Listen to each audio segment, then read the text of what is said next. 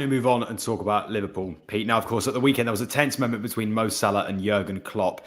What does this mean for Salah's future? I know we discussed this last week about him going forwards. And what do you make of the incident? Yeah, the incident, it wasn't a good look. I think it was just frustration, probably from both parties. Frustration from Mo Salah, obviously, that he wasn't starting the game, because we know how determined he is to play every single game. He wants to score goals. He wants to finish top goal scorer in the Premier League, win golden boots. So there'll be frustration from him in that respect, and probably frustration from Jurgen Klopp of how Liverpool's season's fizzled out. Obviously, they were in that title race up until a couple of weeks ago, and obviously they've dropped out of it, and it looks like third place is the best that they can achieve right now. So I just think it was down to frustration. I think obviously because it was between two big characters, it's maybe been blown out of proportion as well. I don't think it's going to have any effect on Salah's future at Liverpool going forward, because one of the protagonists in that argument was Jurgen Klopp's leaving the club. So it's a clean slate for everybody next season, with Arne Slot coming in as well. And maybe if Jurgen Klopp was remaining at Liverpool, maybe Mo Salah might not have done what he did and refused his handshake and everything afterwards as well, because he knows that Jurgen Klopp would still be at the club next season. But I just think it's maybe the frustration of what's happened with maybe Salah's own form as well. Recently, he's really dropped off, and the frustration of Liverpool's missed opportunities in this title race has maybe just boiled over, and that was the outcome of it on Saturday. Paul, one thing to mention, we've discussed the fans' perspective on Slot, talking of managers. What do you think the players will be saying about Slot, and how do you think their feelings and thoughts will be going into the summer with a manager like him coming in? You don't know, do you? I mean, it's an unknown quantity. As players, you're quite often kept in the dark, and you don't know who's coming in. But for the Liverpool players, they know who their new manager is. You obviously hear things on the grapevine. Players speak to other players, and you get to hear what managers are like. We're not privy to that from the outside in the media. You listen, and you build up an impression by what you hear and what you gain from others who have been close to that person, or players in the dressing room. And Liverpool players, listen, it's a fresh start for everybody. Nobody's guaranteed to play. We don't know who's going to be there next year. We've spoken about Mo Salah. You look at the age of Van Dijk. You look at the opportunity that this is their last chance to sell Salah.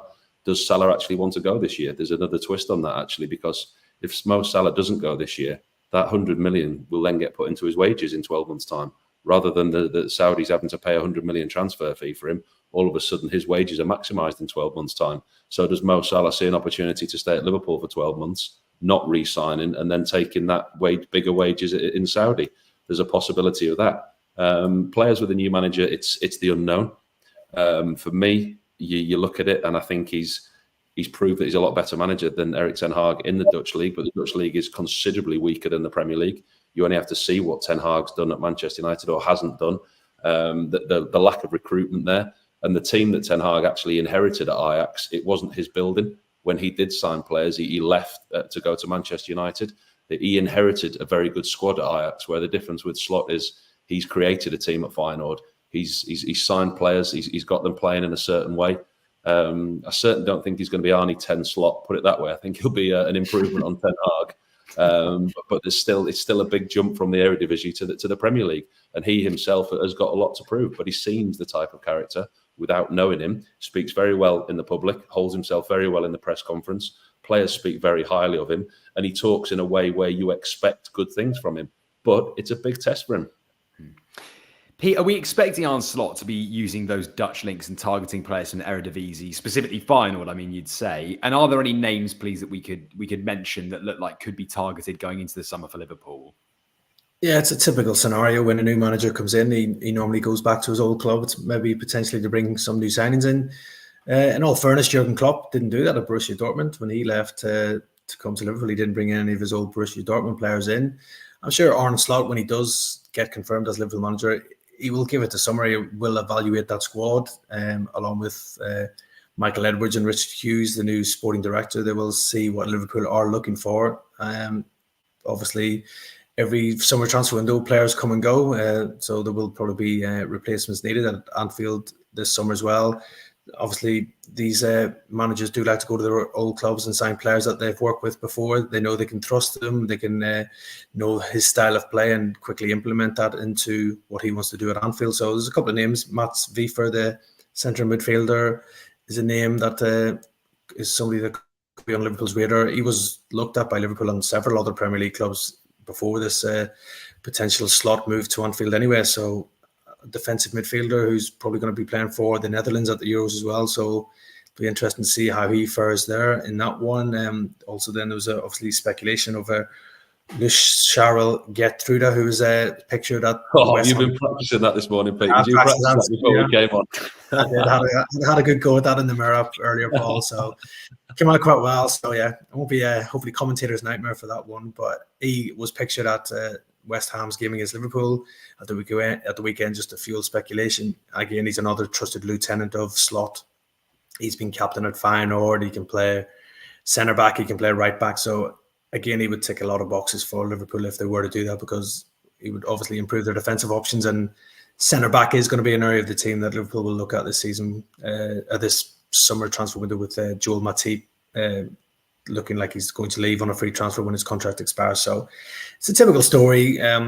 Managers do like to sign players that they've previously worked with, because it obviously makes life for them a bit easier in the dressing room, because they've got players that they know and they can trust. And I think Liverpool and the recruitment team will be looking at some of those players that find out, but I don't think it's a given that any of them will sign, because they'll only sign the players that they feel will improve the squad. And there'll be a lot of options for Liverpool this summer on what they want to do in that summer transfer window. And on a different piece of news, Pete, sounds like Jurgen might be returning back to Borussia Dortmund in 2025. Is there any validity in that claim? Could we see him return as manager potentially, or in a different role? What's the likelihood of that happening? Yeah, there's been a few reports in Germany suggesting that Jurgen Klopp could return to Dortmund, not in a managerial role, but as a head of football. So it'd almost be recruitment and head of football operations. I don't see that myself. I don't see Jurgen Klopp moving into that type of role. If he is to come back into football, I think he'll be back into the management side of things. But just looking at him, he looks like a man who does need a break. He's obviously admitted himself that the energy in the battery is running low, and that's the main reason why he is leaving Liverpool before his contract expires as well.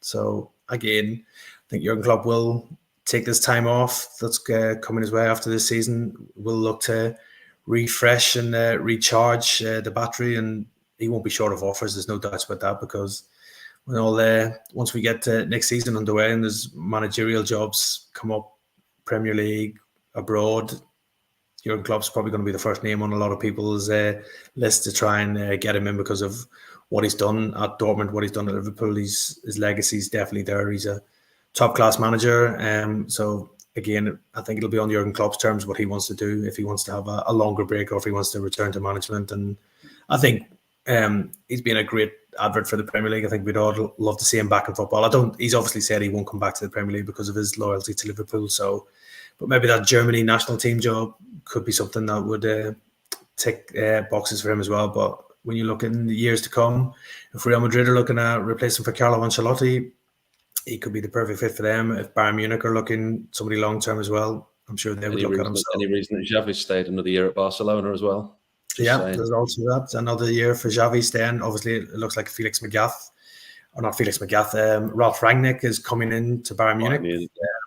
And that looks like it's a temporary solution as well. So maybe that giving Jurgen that time off to recharge. And then, as I said, he'll have loads of offers to come back into management. There's no doubts about that. You've just watched a segment from Football Insider's brand new podcast, The Inside Track, with me, Lewis Pearce, alongside the guests on the show.